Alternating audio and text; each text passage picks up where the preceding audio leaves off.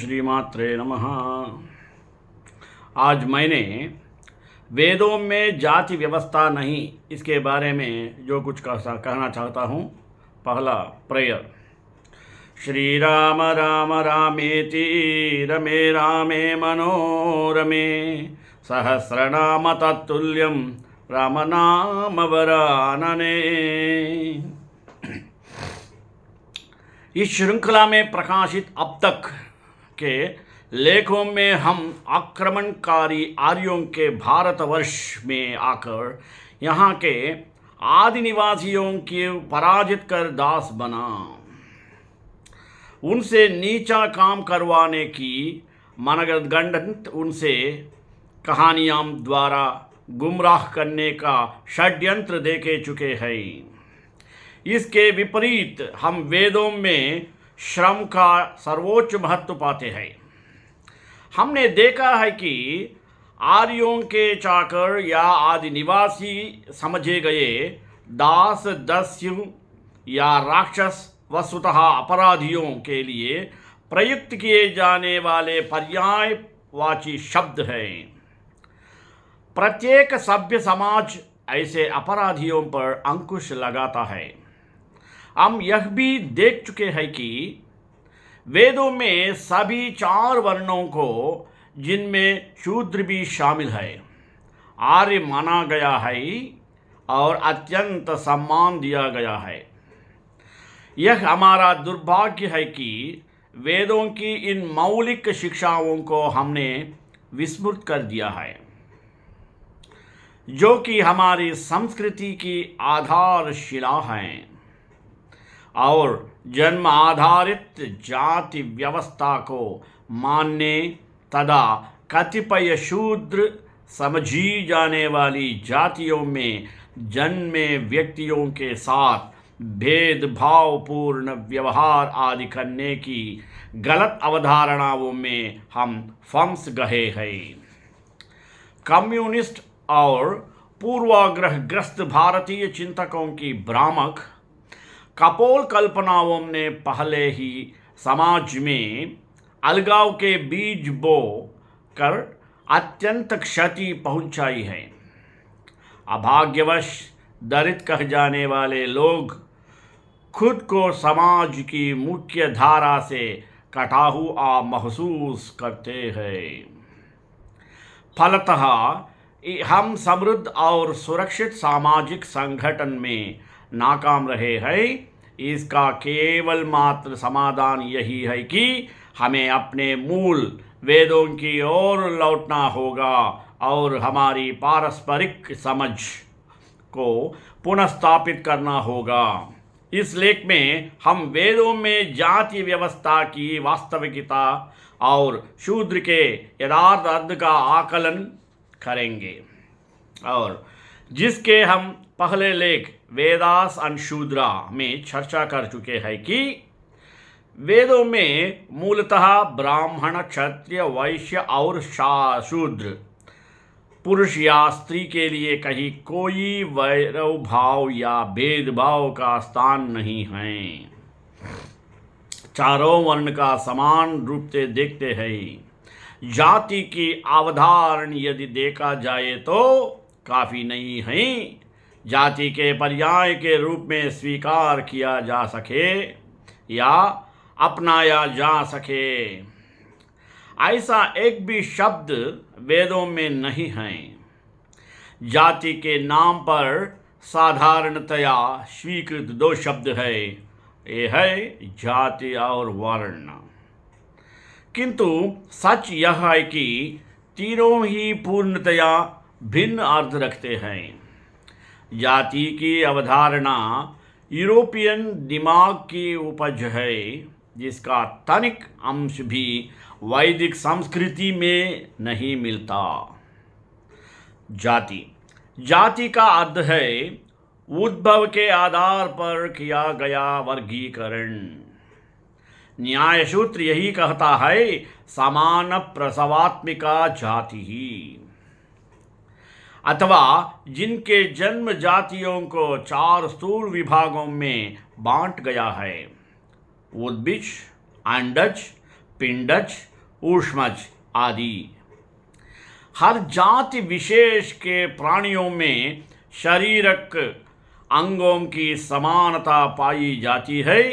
एक जन्म जाति दूसरी जाति में कभी भी परिवर्तित नहीं हो सकती है और न ही भिन्न जातियां आपस में संतान उत्पन्न कर सकती है। अतः जाति ईश्वर निर्मित है। जैसे विविध प्राणी हाथी, सिंह, खरगोश इत्यादि भिन्न भिन्न जातियां हैं, इसी प्रकार संपूर्ण मानव समाज एक जाति है। ब्राह्मण, क्षत्रिय, वैश्य और शूद्र किसी भी तरह भिन्न जातियां नहीं हो सकती है, क्योंकि न तो उनमें परस्पर शारीरिक बनावट का भेद है और न ही उनके जन्म स्रोत में भिन्नता पाई जाती है। बहुत समय बाद जाति शब्द का प्रयोग किसी भी प्रकार के लिए प्रयुक्त होने लगा और इसीलिए हम सामान्यतया विभिन्न समुदायों को ही अलग जाति कहने लगे, जबकि यह मात्र व्यवहारों में सहूलियत के लिए हो सकता है। सनातन सत्य यह है कि सभी मनुष्य एक ही जाति है।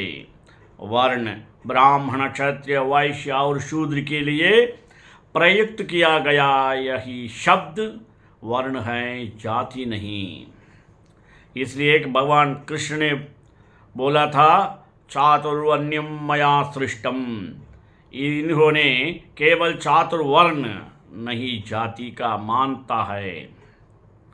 सिर्फ यह चारों ही नहीं बल्कि आर्य और दस्यु भी वर्ण कहते हैं कि वर्ण का मतलब है जिसे वर्ण किया जाए। अतः जाति ईश्वर प्रदत्त है, जबकि वर्ण अपनी रुचि से अपनाया जाता है। जिन्होंने आर्यत्व को अपनाया वे आर्य वर्ण कहलाए और जिन लोगों ने दस्य कर्म को स्वीकार वे दस्यु वर्ण कहलाए। इसी प्रकार ब्राह्मण, क्षत्रिय, वैश्य और शूद्र का वर्ण कहे जाते हैं। इसी कारण वैदिक धर्म वर्णाश्रम धर्म कहलाते हैं। वर्ण शब्द का तात्पर्य है कि वह चयन की पूर्ण स्वतंत्रता या गुणवत्ता पर आधारित है और बौद्धिक कार्यों में संलग्न व्यक्तियों ने ब्राह्मण वर्ण को अपनाया है। समाज में रक्षा कार्य या युद्ध शास्त्र में रुचि योग्यता रखने वाले क्षत्रिय वर्ण कहे हैं। व्यापार और वाणिज्य और पशुपालन आदि का कार्य करने वाले वैश्य तथा जिन्होंने इतर सहयोगात्मक कार्यों का चयन किया है वे शूद्र वर्ण कहलाए हैं। ये मात्र आजीविका के लिए अपनाया जाने वाले व्यवसायों का दर्शाते हैं। इनका जाति या जन्म से कोई संबंध नहीं है और वर्णों को जन्म आधारित बताने के लिए ब्राह्मण का जन्म ईश्वर के मुख्य से हुआ, क्षत्रिय ईश्वर की भुजाओं से जन्मे, वैश्य जंगा से तथा शूद्र ईश्वर के पैरों से उत्पन्न हुआ। यह सिद्ध करने के लिए पुरुष सूक्त के मंत्र प्रस्तुत किए जाते हैं। ब्राह्मणोऽस्य मुखमासीत् बाहुराजन्यकृतः ऊरु तदत्यद्वैश्यः पद्भ्यां शूद्रो अजायता। क्योंकि वेद ईश्वर को निराकार और अपरिवर्तनीय वर्णन करते हैं। जब परमात्मा निराकार है तो इतने महाकाय व्यक्ति का आकार कैसे ले सकता है? यदि इसे सच मान भी ले तो इससे वेदों के कर्म सिद्धांत की अवमानना होती है, जिसके अनुसार शूद्र परिवार का व्यक्ति भी अपने कर्मों से अगला जन्म किसी राज परिवार में फांस सकता है। परंतु यदि शूद्रों को पैरों से जन्मा माना जाए तो वही शूद्र पुनः ईश्वर को हाथों से कैसे उत्पन्न होगा? आत्मा अजन्मा है और समय से बद्ध नहीं, इसलिए आत्मा का कोई वर्ण नहीं होता। यह तो आत्मा द्वारा मनुष्य शरीर धारण किए जाने पर ही वर्ण चुनने का अवसर मिलता है। तो क्या वर्ण ईश्वर के शरीर के किसी हिस्से से आता है? आत्मा कभी ईश्वर को शरीर से जन्म तो लेता नहीं, तो क्या ऐसा कहा जा सकता है कि आत्मा का शरीर ईश्वर के शरीर के हिस्सों में बनाया गया? किंतु वेदों की साक्ष्यों से प्रकृति भी शाश्वत है और कुछ अणु पुनः विभिन्न मानव शरीरों में प्रवाहित होते हैं। अतः यदि परमात्मा सशरीर मान ही ले तो भी यह असंभव है किसी भी व्यक्ति के लिए कि वह परमात्मा के शरीर से जन्म ले। जिस पुरुष सूक्त का हवाला दिया जाता है वह यजुर्वेद के उनमें वे अध्याय में है, साथ ही कुछ वेद से ऋग्वेद और अथर्ववेद में भी उपस्थित है। यजुर्वेद में यह आवेद अध्याय का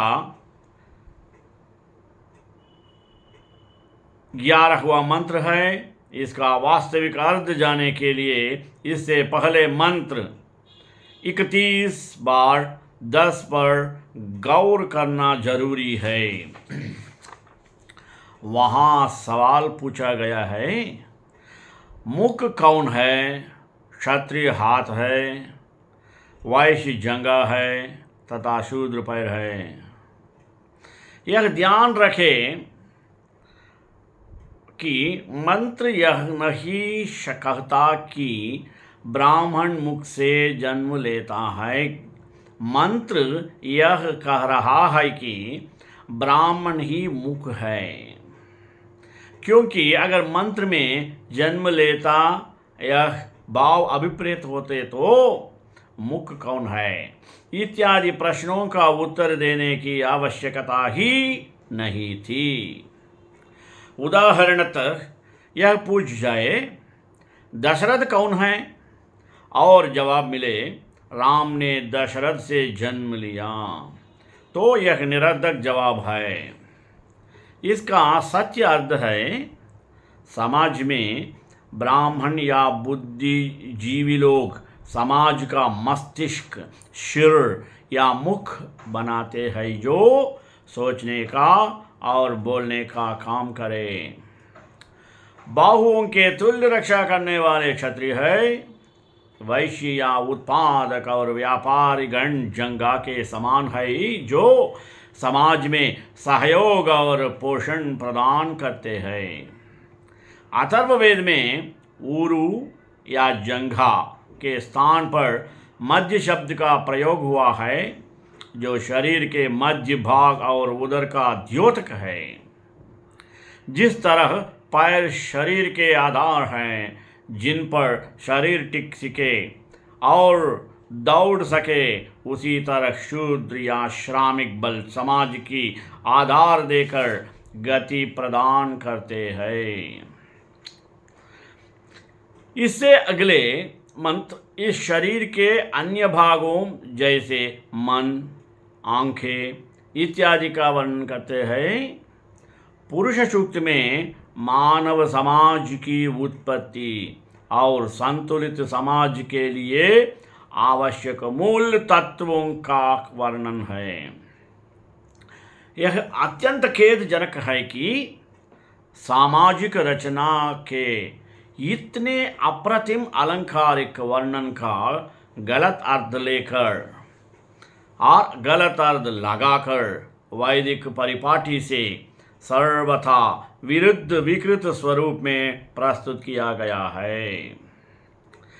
ब्राह्मण ग्रंथ मनुस्मृति, महाभारत, रामायण और भागवत में भी कहीं परमात्मा ने ब्राह्मणों को अपने मुख से मांस नोचकर पैदा किया और क्षत्रियों को हाथ से, मांस से इत्यादि ऊल जुलूल कल्पना नहीं पाई जाती है।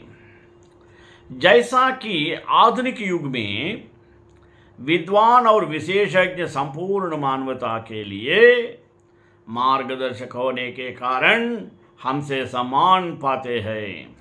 इसीलिए यह सीधी सी बात है कि क्यों ब्राह्मणों को वेदों में उच्च सम्मान दिया गया है। अपने पूर्व लेखों में हम देखे चुके हैं कि वेदों में श्रम का भी समान रूप महत्वपूर्ण स्थान है। अतः किसी प्रकार के भेदभाव के तत्वों की गुंजाइश नहीं है। वैदिक संस्कृति में प्रत्येक व्यक्ति जन्मतः शूद्र ही माना जाता है। उसके द्वारा प्राप्त शिक्षा के आधार पर ही ब्राह्मण, क्षत्रिय या वैश्य वर्ण निर्धारित किया जाता है। शिक्षा पूर्ण करके योग्य बनने को दूसरा जन्म माना जाता है। ये तीनों वर्ण द्विज कहलाते हैं क्योंकि इनका दूसरा जन्म होता है। किसी भी कारणवश अशिक्षित रहे मनुष्य शूद्र ही रहते हुए अन्य वर्णों के सहयोगात्मक कार्यों का अपनाकर समाज का हिस्सा बने रखते हैं। यदि ब्राह्मण का पुत्र विद्या प्राप्ति में असफल रह जाए तो वह शूद्र बन जाता है। इसी तरह शूद्र या दस्यु का पुत्र भी विद्या प्राप्ति के उपरांत ब्राह्मण, क्षत्रिय, वैश्य वर्ण को प्राप्त कर सकता है। यह संपूर्ण व्यवस्था विशुद्ध रूप से गुणवत्ता पर आधारित है। जिस प्रकार शिक्षा पूरी करने के बाद आज उपाधियां दी जाती है, उसी प्रकार वैदिक व्यवस्था में यज्ञोपवीत दिया जाता था। प्रत्येक वर्ण के लिए निर्धारित कर्तव्य कर्म का पालन या निर्वहन न करने पर यज्ञोपवीत वापस लेने का भी प्रावधान था। वैदिक इतिहासों में वर्ण परिवर्तन के अनेक प्रमाण उपस्थित है। जैसे ऐतरेय ऋषि दास अथवा अपराधी के पुत्र थे, परंतु उच्च कोटि के ब्राह्मण बने और उन्होंने ऐतरेय ब्राह्मण अतिशय आवश्यक माना जाता है। ऐलुष ऋषि दासी पुत्र थे, जुआरी और हीन चरित्र भी थे, परंतु बाद में उन्होंने अध्ययन किया और ऋग्वेद पर अनुसंधान करके अनेक आविष्कार किए। ऋषियों ने उन्हें आमंत्रित करको आचार्य पद पर आसीन किया। सत्यकाम जाबाल गणिका के पुत्र थे, परंतु वे ब्राह्मणत्व को प्राप्त हुए।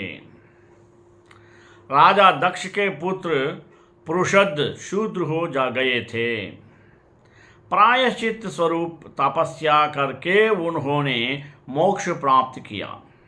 अगर उत्तर रामायण की मिथ्या कथा के अनुसार शूद्रों के लिए तपस्या करना मना होता तो पुरुषद ये कैसे कर पाए। राजा नेमिष्ट के पुत्र नाभाग वैश्य हुए। पुनः इनके कई पुत्रों ने क्षत्रिय वर्ण अपनाया। दृष्ट नाभाग के पुत्र थे, परंतु ब्राह्मण हुए और उनके पुत्र ने क्षत्रिय वर्ण अपनाया। आगे उन्हीं के वश में पुनः कुछ ब्राह्मण हुए। भागवत के अनुसार राजपुत्र अग्निवेश ब्राह्मण हुए। विष्णु पुराण और भागवत के अनुसार रथोत्तर क्षत्रिय से ब्राह्मण बने, हारित क्षत्रिय पुत्र से ब्राह्मण हुए। क्षत्रिय कुल में जन्मे शौनक ने ब्राह्मणत्व प्राप्त किया। वायु, विष्णु और हरिवंश पुराण कहते हैं कि शौनक ऋषि के पुत्र कर्मवेद से ब्राह्मण, क्षत्रिय, वैश्य और शूद्र वर्ण के हुए। इसी प्रकार गृत्समति और वीतहव्य के उदाहरण है। मातंग चंडाल पुत्र से ब्राह्मण बने।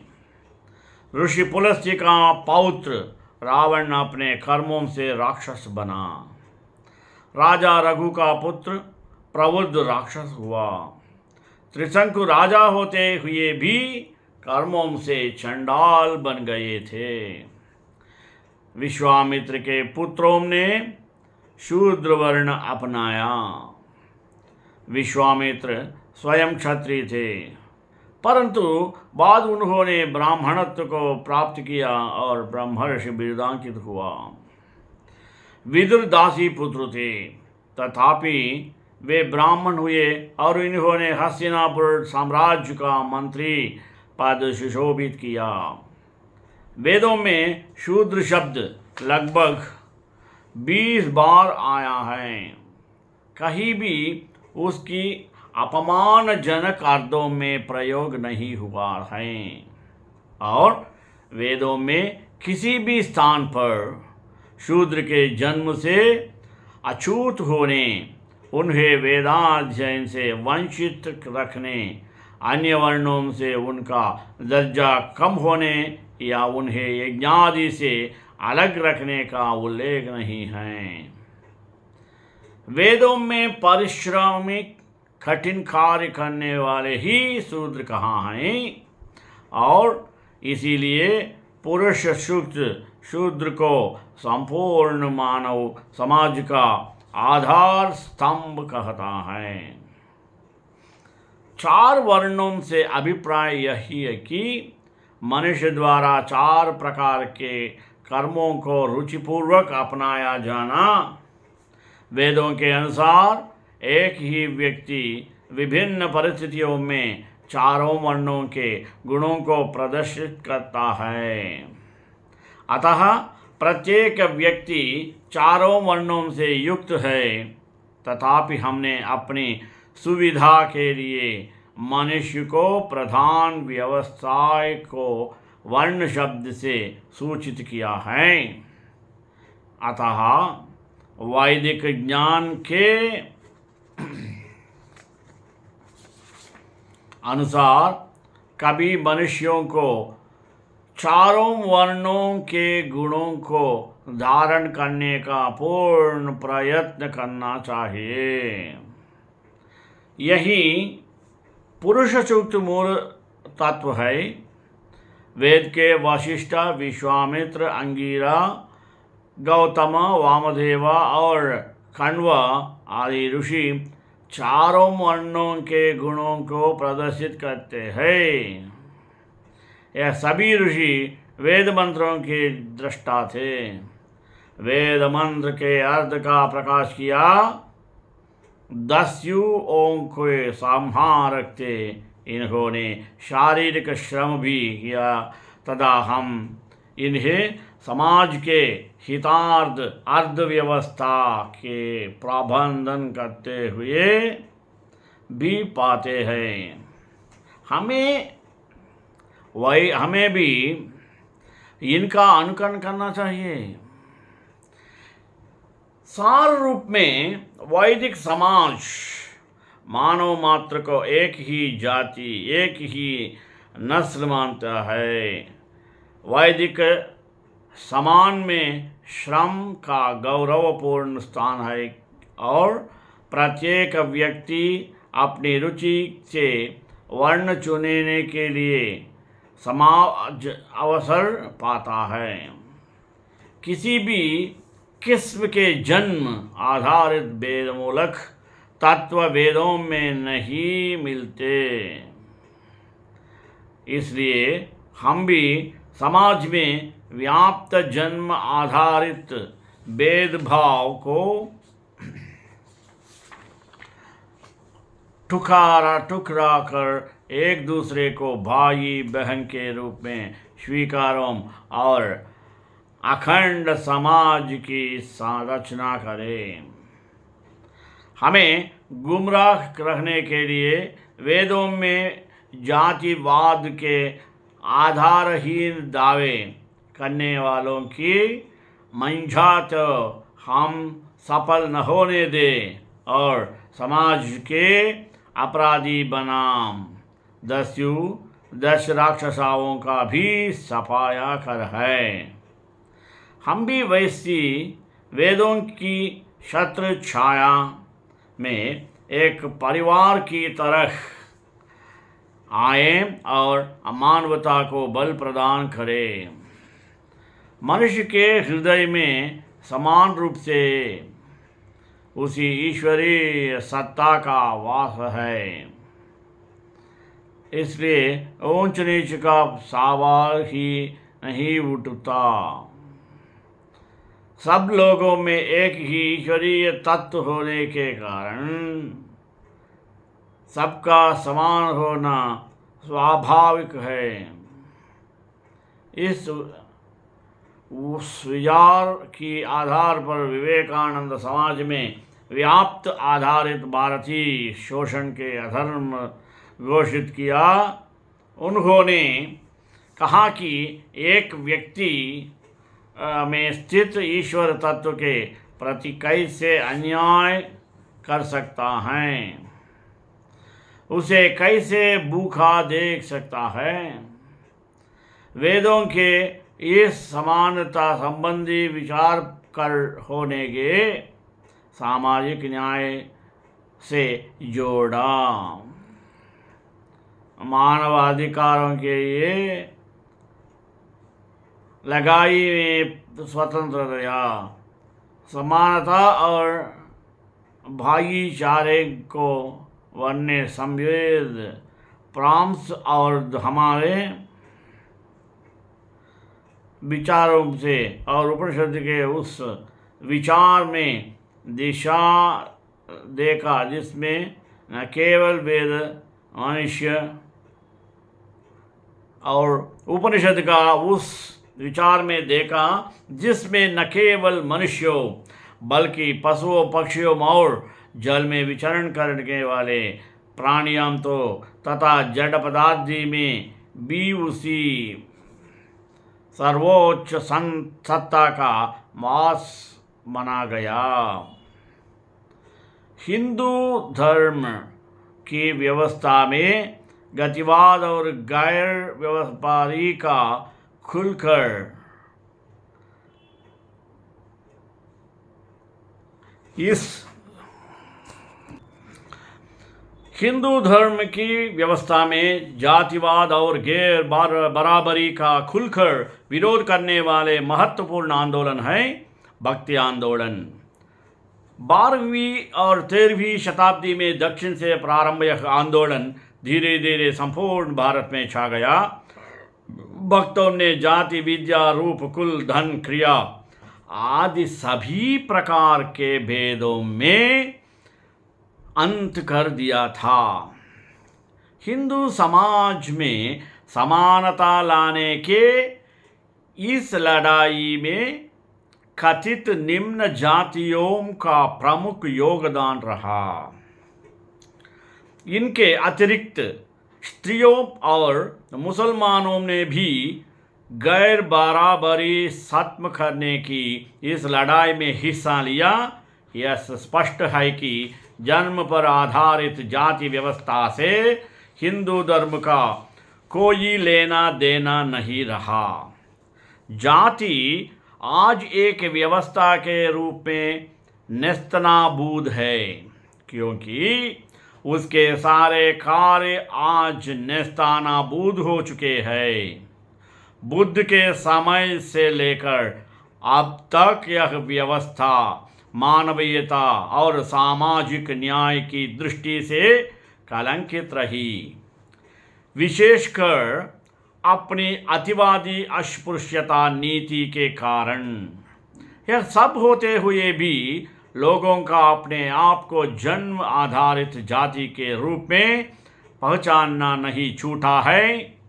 जाति की आज धार्मिक, सामाजिक, आर्थिक सार्थकता न होते हुए भी इन्हीं संस्थाओं के कारण जाति बनी हुई है, क्योंकि जाति व्यवस्था के यूं ही बने रहने में ही उनकी अपनी हित साधना है। श्रीकांताय कल्याण निधे निधेन्द्राम श्री वेंकट निवासाय श्रीनिवासाय मंगलम मंगलाशासन परपदाचार्य पुरोगमैः सर्वैश्च पूर्वैराचार्यैः सत्कृतायास्तु मंगलम्।